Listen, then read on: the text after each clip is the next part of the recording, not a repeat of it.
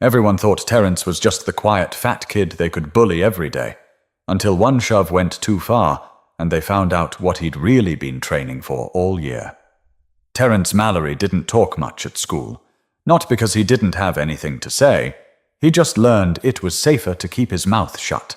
Every morning at Clearbrook Middle School, just past the flagpole and under the broken fluorescent light by the entrance, Terrence would pause, adjust his backpack strap, glance up for just a second, then lower his eyes and walk in. He hated the sound his sneakers made on the linoleum floor.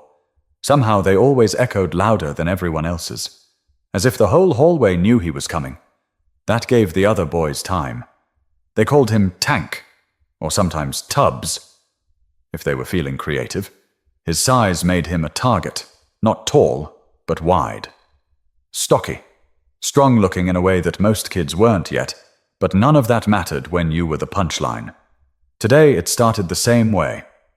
Eli Kramer, tall and bony, leaned against locker 207 like he owned it. Next to him were Julian Reed and Travis Lott, both with that same smirk that said they were hungry to ruin someone's morning. "Yo, Tank, always a little tight for you, ain't it?" Julian sneered. Terrence kept walking, silent. His eyes flicked up once, just enough to catch Eli fake tripping toward him, shoulder-checking him hard. Terrence didn't stumble, but he did stop. "Oops," Eli laughed. "Didn't see you, man. Thought you were a vending machine." The others cracked up like it was the funniest thing they'd heard all week. Terrence didn't flinch. He just reached into his backpack, pulled out his schedule, and checked it like nothing had happened. His calm made them itch. Travis walked a slow circle around him, tapping the back of his head with a rolled-up folder. "What's in the bag, Tank? Donuts? Your backup lunch?" "Leave me alone," Terrence said quietly. It wasn't a plea. It wasn't even angry. It was just a sentence. But it caught them off guard. Not because of what he said, but how he said it. Still, bullies don't let silence win. They kept at it. Names, shoves, blocking his path. None of it mattered, at least not to them. To them, Terrence was just a big, fat punching bag that didn't fight back. A joke that walked and breathed and didn't know how to defend itself. What they didn't know is that Terrence wasn't backing down because he was scared. He was quiet because he was measuring how close Eli stood when he threw a shoulder, how Julian always shifted to the left before he lunged, how Travis laughed louder when the hallway was emptier. Terrence had been watching for months, but nobody noticed Terrence's hands. Strong, calloused, not from carrying books, but from wraps and gloves and rounds on a heavy bag that had his name on it. His knuckles weren't soft, his stance wasn't accidental, and his silence wasn't weakness. At the end of the hallway, Ms. Brock, the science teacher, popped her head out of her classroom. "Boys, move along! You're not in third period yet!" They scattered like roaches. Terrence walked on, face blank. Inside he felt something shift. Just a little. He wasn't mad. Not really. Anger burned fast. What Terrence carried was slower, heavy, controlled, like something waiting for permission. That permission hadn't come yet, but it was close. But across town, in a different world entirely, Terrence was someone else. Clearbrook Middle didn't know about Brady's gym. It was barely a gym anymore, just an old concrete building off Lake Street in Gary, Indiana, tucked behind a faded billboard and a pawn shop that hadn't been open since before Terrence was born. It didn't have a fancy logo or tinted windows. The sign just read, "Boxing," in chipped red paint. Terrence went there 4 nights a week. He'd catch the 4:15 bus 2 stops past his apartment, then walk the rest of the way. The sidewalk was cracked. The air always smelled like oil and burnt rubber, but none of that mattered, because once he stepped through those rusted doors, Terrence wasn't the kid from school anymore. He was something different. Inside, the gym buzzed with a kind of focus that felt electric. The steady thud, thud, thud of gloves on bags, the hiss of jump ropes slicing the air, the grunts, the sweat, the silence between punches. It wasn't chaos. It was rhythm. It was respect, and in the middle of it was Uncle Royce. Royce Mallory was the reason Terrence ever stepped into a ring. A former Golden Gloves finalist back in the late 90s, Royce walked like his bones had opinions and talked like every word cost money. He wasn't flashy. He wore the same grey hoodie every day and chewed on toothpicks like they were candy. When Terrence showed up the first time, round-faced, quiet, wearing his school uniform and a backpack twice his size, Royce didn't ask questions. He just said, "Tape your hands. We start with footwork." That was almost a year ago. Now Terrence moved around the ring like he belonged there. He wasn't fast, but he was precise, controlled. He didn't throw wild haymakers. He learned how to wait, to breathe, to pick the moment. "Your size ain't the problem," Royce had told him once, after a long round on the bag. "Your silence is your strength. Let the world talk. You just train." There were no pep talks, no dramatic speeches, just drills. Punch combos, defense. More footwork, always footwork. Terrence liked that, the simplicity of it. No one made fun of him there. Nobody rolled their eyes when he missed a punch. If he failed, he worked harder.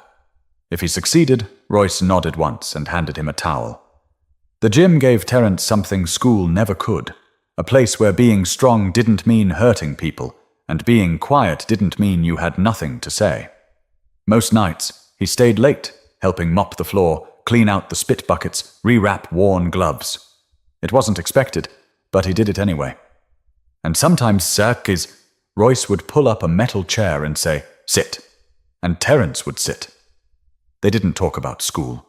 They talked about angles, balance, strategy. But now and then, Royce would pause and say something that stuck in Terrence's mind like tape on skin. "Most people think boxing is about pain," Royce said once. "But pain's easy. Control? That's hard. Knowing when to swing and when not to. That's the whole game." One night, after a hard round with a kid 2 years older and much quicker, Terrence sat in the corner wiping sweat from his eyes. He was breathing heavy. His legs ached. His gloves stank. Royce crouched beside him and asked, "Why'd you step in here, T?" Terrence didn't answer right away.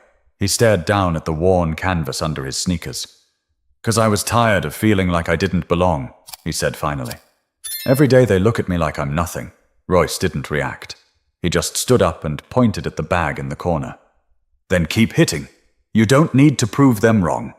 You just need to know what you're worth." Those words settled deep in Terrence's chest. Not like a lesson, more like a weight he was finally strong enough to carry. And carry it he did. Back at school, the teasing continued. The jokes didn't stop. The bumps in the hallway came harder. But Terrence didn't react. Not yet. Because every bruise they gave him, he used. Every name they threw, he remembered. But on Monday morning, by locker 207, one shove changed everything. It was the first Monday after spring break. Most kids came back sunburnt and sleepy, dragging their feet through the halls of Clearbrook Middle, still smelling like chlorine and sunscreen. Terrence came back the same way he always did. Head down, shoulders squared, silent. But something about that day felt different. Not to Terrence. He was steady, the way he always was. It was the others. Julian had gotten a new pair of sneakers and was showing them off like they were gold-plated. Travis had cut his hair to look like a rapper he probably couldn't name. And Eli was angry. You could see it in the way he snapped his gum and slammed his locker shut without saying anything. That's the thing about bullies. They don't need a reason. Some days, they just decide it's time to ruin somebody else's. And today, it was Terrence's turn. Again. He barely made it halfway down the math wing before Julian stepped in front of him. "Yo, Tank, miss us?" He grinned, arms spread like they were old friends. "Heard the vending machines ran out of chips without you." Terrence didn't answer, just shifted his weight to one foot, then the other. His bag was heavy with textbooks. His hands were tired from the weekend's training, but he stayed calm. That silence?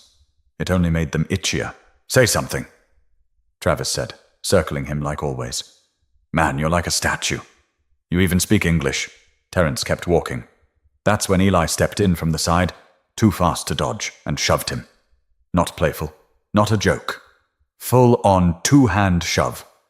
Terrence's back slammed against a row of lockers with a loud metallic bang. A sharp pain tore through his left shoulder. His elbow scraped hard against the corner of a locker latch. He hissed, not loud, but enough for them to know it hurt. Blood dripped down his arm. Just a thin line, but it was red and real and right there. A few kids nearby turned their heads. One of them, a girl from science class, froze mid-step. "Oh, look, we broke him," Julian said, laughing. "What's he going to do now, Cry?" Terrence straightened up slowly. No panic, no yelling, just quiet. His eyes met Eli's, and for the first time, Eli took a half step back. "You done?" Terrence asked, voice low. Eli didn't answer. Terrence looked at Julian. "You think I don't see you looking around to make sure no teachers are watching?" Every time, Julian blinked. He turned to Travis. "You only mess with me when they're with you. Alone, you keep your eyes on the floor." Travis opened his mouth, but nothing came out. Then Terrence did something he'd never done before at school. He dropped his backpack to the floor. The hallway got quiet. He didn't move toward them, didn't raise a fist. He just stood there, blood on his sleeve, breathing slow. His posture was different, shoulders rolled back, stance solid, like he was made of something else. Eli looked over his shoulder. Ms. Brock wasn't around, but neither were the other teachers. It was just them and Terrence. Julian gave a nervous laugh. "Man, what's this? You think you a boxer now or something?" Terrence didn't flinch, didn't even blink. He said, "I don't need to fight you." Eli scoffed. "You scared, huh?" "No," Terrence said. "I just don't waste punches." And he picked up his backpack and walked away. Not fast, not slow, just enough to show he didn't care if they followed. They didn't. He felt their eyes burning into his back like heat lamps. For the first time, their silence felt louder than their voices ever had. Later that morning, in the nurse's office, while the woman cleaned the cut on his arm, she asked, "What happened, sweetheart?" Terrence shrugged. "Locker corner, that's all." He didn't say who shoved him. He didn't say what they said, because he wasn't ready yet. Not for revenge, for something else. But Royce would know exactly what this moment meant, and he'd been waiting for it. That evening, the gym smelled like old sweat and chalk dust. The air was thick, heavy in the way only a boxing gym could be. Terrence walked in slower than usual, the bandage on his arm hidden under the sleeve of an oversized hoodie. Royce was sitting on a crate by the ring, unwrapping a pair of gloves with his teeth. "You good?" he asked, not even looking up. Terrence nodded, dropped his backpack by the wall, and started wrapping his hands. Royce glanced at him then, saw the scrape, said nothing for a long while. After a few rounds on the heavy bag, Royce motioned him over. "Hit the mitts." They went slow at first. Jab, cross, jab again. Then Royce switched up the combo. Hook, jab, slip, pivot. Terrence's movements were tight, clean, controlled. His timing was sharp, almost surgical. "You're mad," Royce finally said, holding the mitts out. "No," Royce gave a dry chuckle. "You're not mad at the punch. You're mad at what came before it." Terrence didn't respond. He just hit harder. Royce let it sit for a few seconds, then stepped back. "You're getting close to that line, kid." "What line?" "The one between using what you know and proving you know it." Royce tossed the mitts onto a bench. "One's control. The other? Ego." Terrence sat on the floor, unwrapping his hands, sweat glistening on his forehead. "I didn't hit them," he said, eyes on the floor. "Even when I wanted to." Royce nodded once. "That's boxing. I don't feel strong." Terrence added, "You will, but strength ain't what you think." Silence settled in for a minute. The gym around them buzzed with other kids training, music low in the background, the rhythmic thud of gloves striking leather. Royce tapped the bench next to him. Terrence sat. "I ever tell you about the guy who tried to jump me after a match?" Royce asked. Terrence shook his head. "He was mad I outboxed his cousin. Waited for me in the lot. Didn't say a word. Just swung. Missed. I could have dropped him right there. But I didn't. Why? Because one hit outside the ring would have erased everything I'd earned inside it. All that work? Gone." Terrence looked down at his scraped arm. Doesn't seem fair. It's not. That's the point. The world don't play fair. It plays loud. And if you let it bait you, you become what they think you are, not what you know you are. Terrence stayed quiet. Royce leaned in, voice lower. Those boys? They're scared of something. Could be the way you don't break. Could be the way you don't play their game. But they'll keep pushing till they figure it out. I think they're starting to. Terrence said. Royce gave him a long look. So what are you going to do? Terrence stared out at the ring. Wait. Royce smiled, the corner of his mouth twitching. That's a fighter. The bus ride home was quiet. Terrence sat by the window, hoodie pulled low.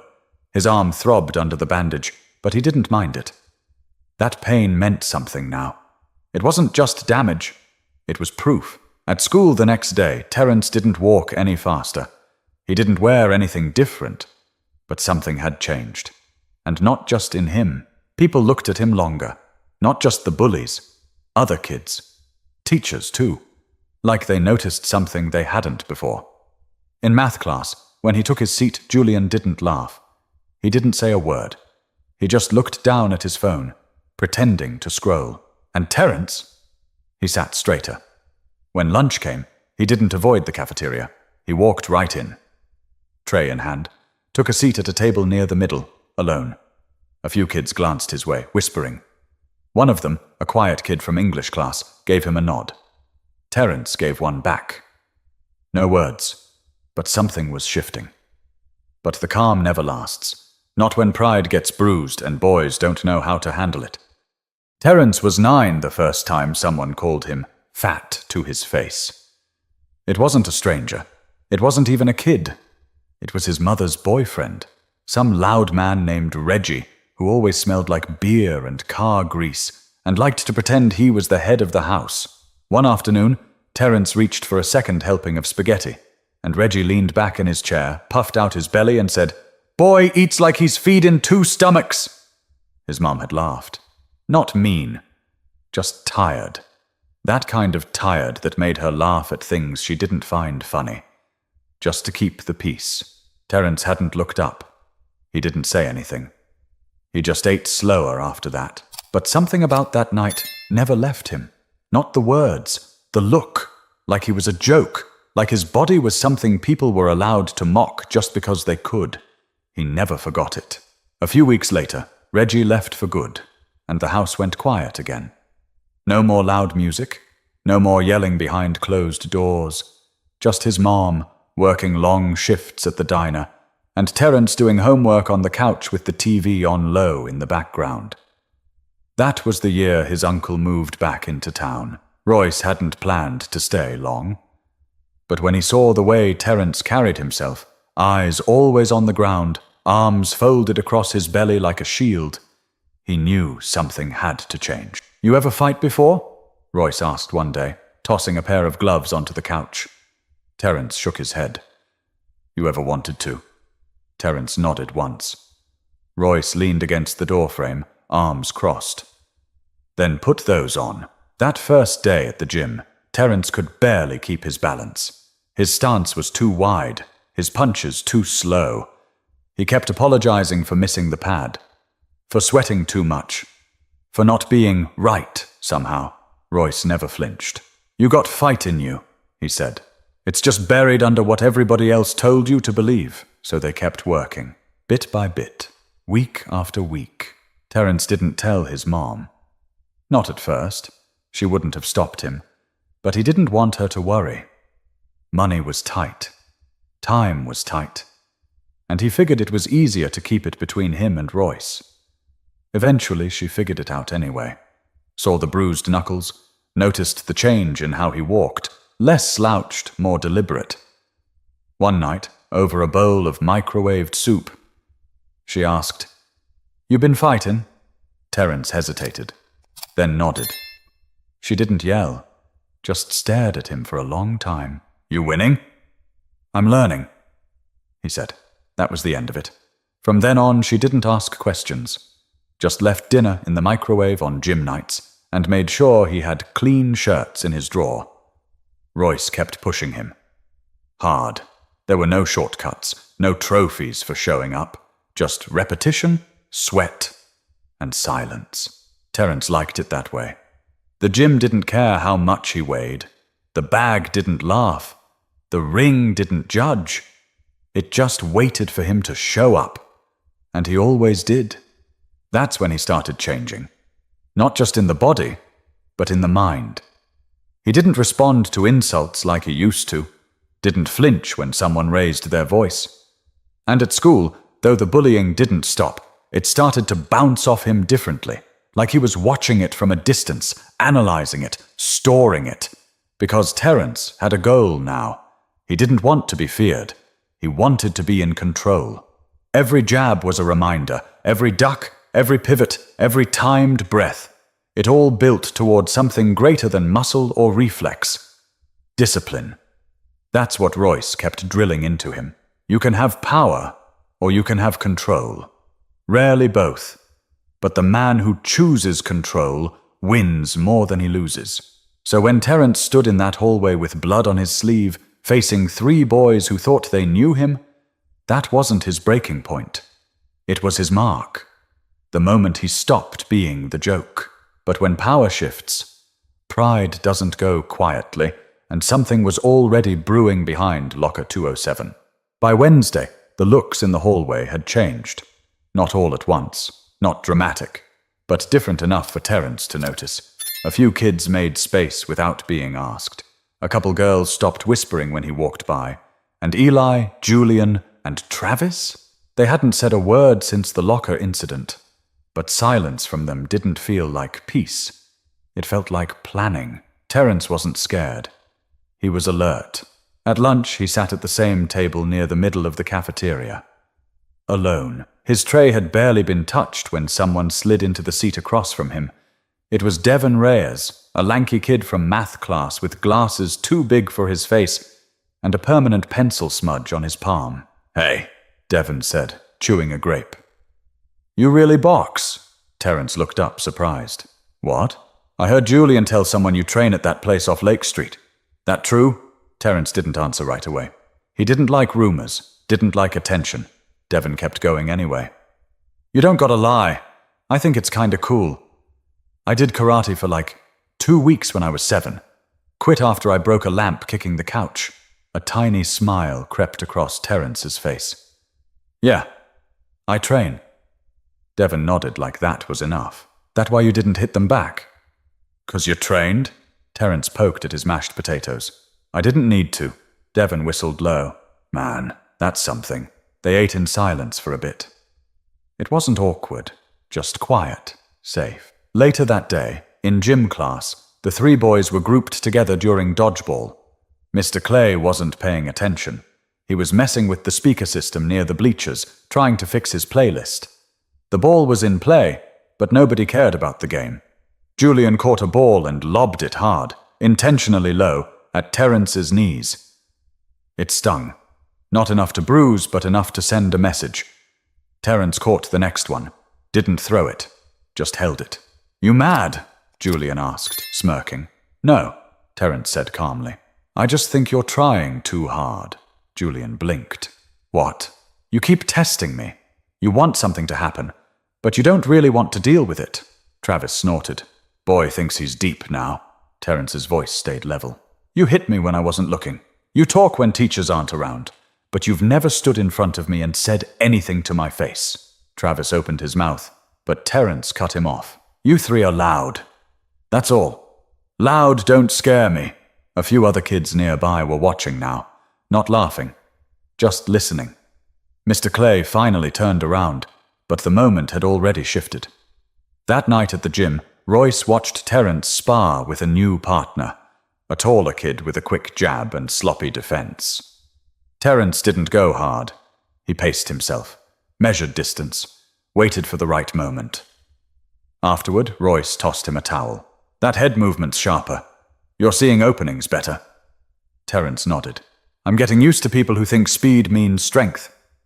Royce chuckled. "Speed makes noise. Control makes history." Terrence leaned against the ring, sipping from a plastic bottle. "They're still trying to push me. You expecting that to stop?" "No. Royce sat beside him. Then you better learn when words matter. Terrence frowned. What do you mean? You said something back today, didn't you? Terrence looked surprised. How'd you know? Royce shrugged. You move different when you speak your truth. Real talk leaves marks, just like punches. Terrence thought about that all the way home. The next day, Travis passed him in the hallway and muttered, "Don't think you're better than us." Terrence stopped walking. Turned. "I don't," he said. "I just know who I am. You don't scare me anymore." And he meant it.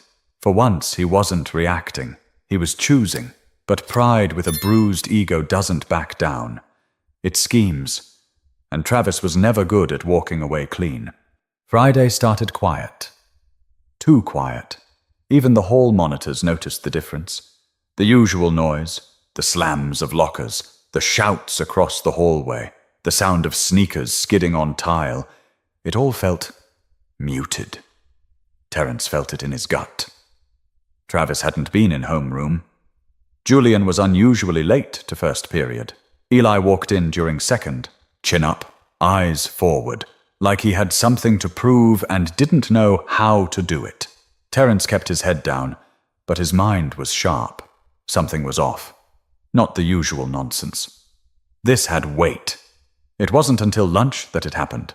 Terrence was walking back from the vending machine near the gym hallway, a bag of trail mix in one hand, juice in the other, when he turned the corner and saw Travis leaning against the wall. No Julian, no Eli, just Travis. Alone. That was the first red flag. "You got a second?" Travis asked. Fake casual. Terrence didn't answer. Travis stepped forward. "I'm not trying to fight, man. I just want to talk." Terrence studied his face. No smirk, no twitch in the corner of his mouth. Just nerves. Uneven breathing. Like he was hyping himself up for something. "I don't owe you a conversation," Terrence said. "You right?" Travis replied. "But you're going to give me one anyway." He reached forward. Quick. Grabbing for Terrence's hoodie. That's when it happened. Not a punch. Not a wild swing. Just a smooth, tight block. One hand up. Elbow tucked in. A shift of weight. Terrence stepped to the side and let Travis stumble forward. Off balance, off rhythm, and caught in full view of Mr. Arnett, the assistant principal, who just so happened to round the corner at that exact second. Travis looked up, startled. Caught. Mr. Arnett stepped between them. "What's going on here?" Terrence didn't speak. He looked at Travis. Travis opened his mouth, hesitated, then tried to recover. "I was just messing around. No big deal." Terrence raised his arm, pulled up his sleeve just enough to show the fading bruise from earlier in the week. "I've been keeping track," he said, finally speaking. "Names, dates, who was around, teachers who saw but said nothing, students who watched. I got it all." Mr. Arnett blinked. "You have a record?" "In my notebook, at home. My mom's seen it, so has my uncle." Travis took a step back, but it was too late. "All right," Arnett said slowly. "You two come with me." But before Terrence moved, he spoke again. "I didn't hit him. Just so you know." Arnett nodded. "We'll look into it." Inside the office, Terrence laid it all out. Calm. Clear. No tears. No trembling. Just facts. Names, places, dates. He didn't embellish. Didn't dramatize. Just gave them what they'd ignored all year. And this time, they listened. Travis ended up with 3 days in-school suspension. Eli and Julian were called in separately the next week. Parents got involved. The school counselor called Terrence's mom and asked if he'd be open to mediation. She said, "We're not here to fix anything. We're here to be heard." The following Monday, Terrence walked into school with his backpack slung over one shoulder. He wasn't wearing anything different. No new haircut, no badge of honor, just that same quiet presence. Only this time, kids moved without needing to be told. Devon found him at lunch. "You really told him everything?" "Yeah." "You didn't throw one punch?" Terrence shook his head. "Didn't have to." Devon grinned. "That's way cooler than if you had. Later that night, Royce cleaned off 2 sets of mitts at the gym. Terrence was sitting by the locker benches, unwrapping his hands. "They tried you again," Royce said. "Yeah." "You do anything?" Terrence looked up. "I made him listen." Royce gave the smallest nod. "Good, but don't think it's over." "I don't." "Then keep training." "I will." There was no celebration, no victory song, just the sound of duct tape ripping and a bell ringing in the background. Terrence stood up and got back to work. But the real victory wasn't in the punishment. It was in the silence that followed, the kind that only comes when respect finally replaces fear. Word spread faster than wildfire after that Friday. No official announcements were made, no dramatic assemblies. But every kid at Clearbrook Middle knew. By Monday, the story had taken on a life of its own. Depending on who you asked, Terrence had either knocked Travis out cold with one punch or threatened to call the cops with a stack of evidence. Neither version was true. But Terrence didn't bother correcting anyone. He knew what really happened. And that was enough. The shift wasn't loud, but it was visible. In class, teachers called on him more, not because he suddenly became their favorite, but because they finally saw him. Not just as a student who kept quiet in the back row, but as someone who held something steady inside. Something they'd missed. In the halls, the bullies weren't gone, but they were cautious. Julian walked past Terrence outside the library and didn't even glance up. Eli avoided the gym hallway altogether. And Travis? He was quieter now. Kept to himself, sat farther back in class, scribbled in his notebook without saying much. At lunch, Terrence didn't sit alone anymore. Devon was always there, of course, rambling about whatever project he was working on, asking too many questions, laughing too loud. And over time, others started pulling up chairs. Some stayed a few minutes, some stayed the whole period. None of them talked about what happened, and Terrence didn't need them to. He still got stares. He still heard whispers. But they hit different now. There was no bite behind them. Just curiosity. Or maybe even respect. One afternoon, after social studies, a girl named Lena Wyatt caught up with him in the hallway. "I heard what happened," she said. "That was smart. Writing it all down."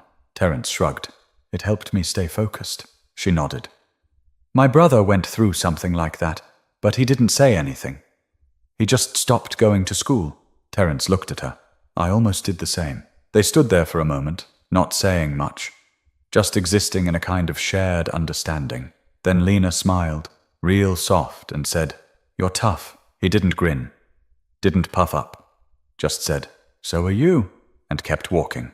At the gym that week, Royce didn't say much either. But Terrence noticed how he held the mitts higher, called for faster combos, corrected smaller mistakes, like the training had leveled up. "You carry yourself different now," Royce said one night, after a long drill. "I don't feel different." That's how you know it's real. Growth don't shout. It walks. Terrence thought about that a lot.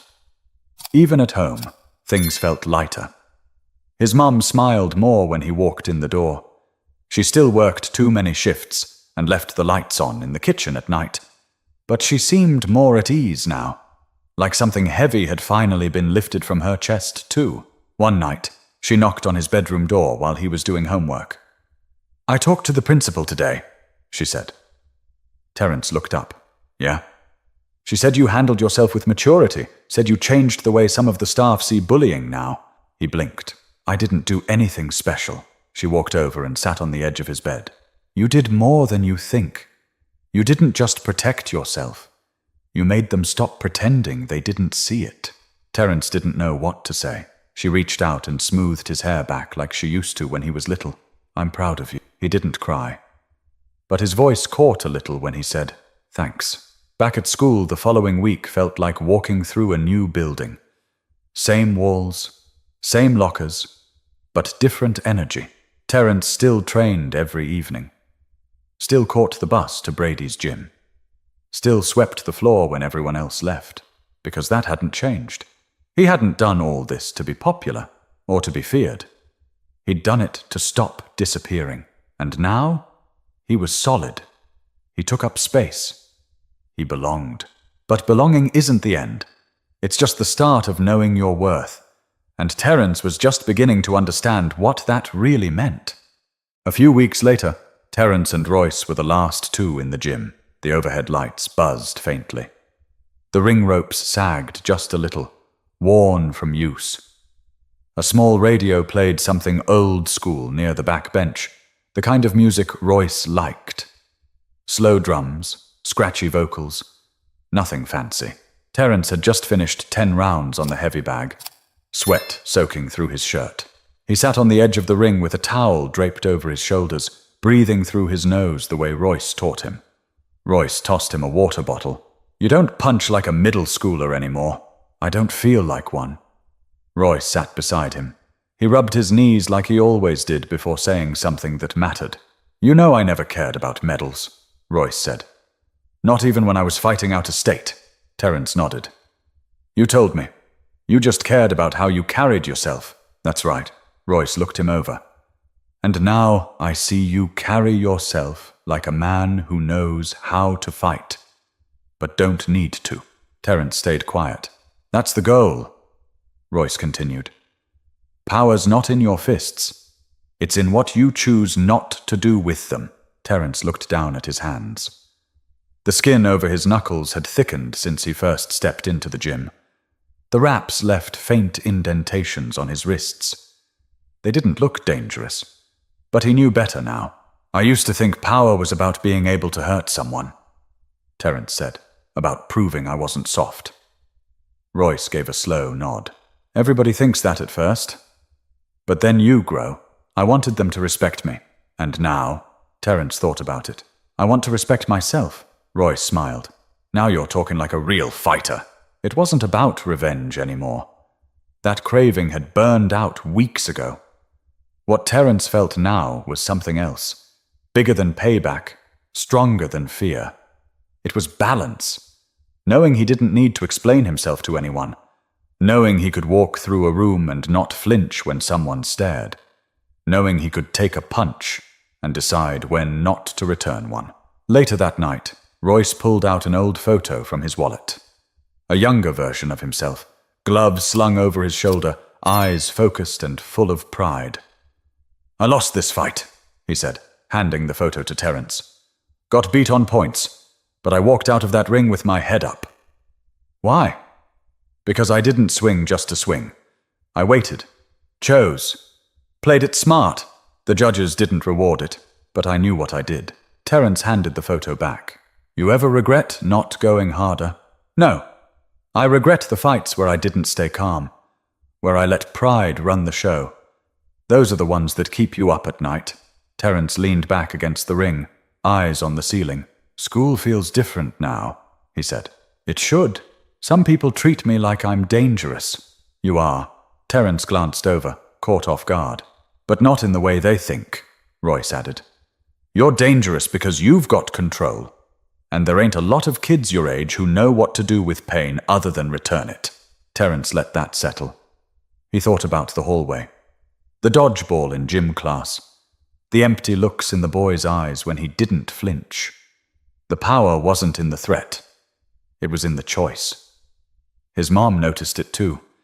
They didn't talk much about school, but one night after dinner she said, "You don't come home tired the same way you used to."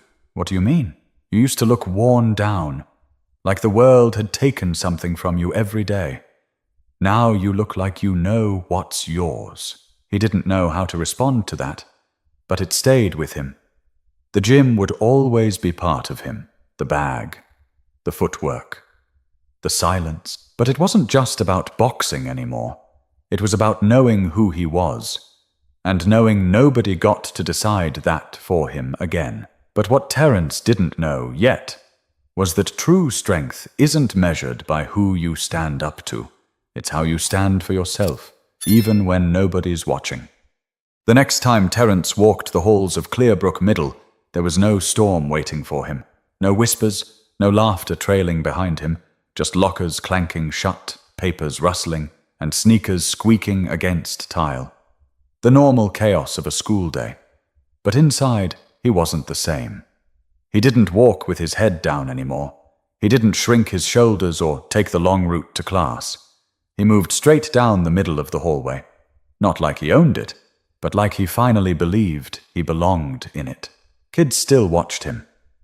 But the look in their eyes had changed. There was something more than fear now. It was recognition. Even the teachers noticed. Ms. Brock, who had once glanced away during the worst moments, gave him a nod as he passed. Not just a hello, a real one. The kind that says, "I see you now." He didn't smile, but he didn't need to. In second period, Julian was in the back of the classroom, flipping through a notebook. He looked up when Terrence walked in, just for a second. Their eyes met, and Julian looked away first. That was new. Travis hadn't spoken a word since coming back from in-school suspension. He didn't walk with the same swagger, didn't laugh the same either. Something had cracked open inside him, and maybe it would heal into something better. Maybe not. That wasn't Terrence's to fix. Eli had been moved to a different lunch period, and just like that, the circle had been broken. But Terrence didn't celebrate. There was no victory dance, no one cheering in the hallways, because what he gained wasn't loud. It was quiet, solid, earned. And that was better than loud ever was. At lunch, Devon greeted him with a loud, "Yo, champ!" even though Terrence had never stepped into a real match. Terrence shook his head, smiling a little. "I'm not a champ." "You got a mean jab, bro. You're a champ to me." Lena joined them halfway through. She didn't say much, just pulled out her sandwich and sat down like she'd been doing it forever. Terrence took a bite of his apple and stared across the room at the long table where the loudest kids used to sit. It wasn't empty, but it wasn't dominant anymore. Power had shifted. But not because he took it, because he stopped giving his away. That night, back at home, he sat at the kitchen table while his mom paid bills on her phone and Royce leaned against the counter eating peanuts straight from the jar. "I signed you up for something," Royce said casually. Terrence looked up. "Local youth tournament. Starts in June. First real match." Terrence blinked. "You serious?" Royce shrugged. "I wouldn't joke about paperwork." His mum raised an eyebrow. "You ready for that, baby?" Terrence thought about it. Really thought. "I think I've been ready." She smiled. Royce tossed him the empty peanut jar. "Then get some rest. You start training harder tomorrow." That night in bed, Terrence stared at the ceiling. He wasn't scared. He wasn't even nervous.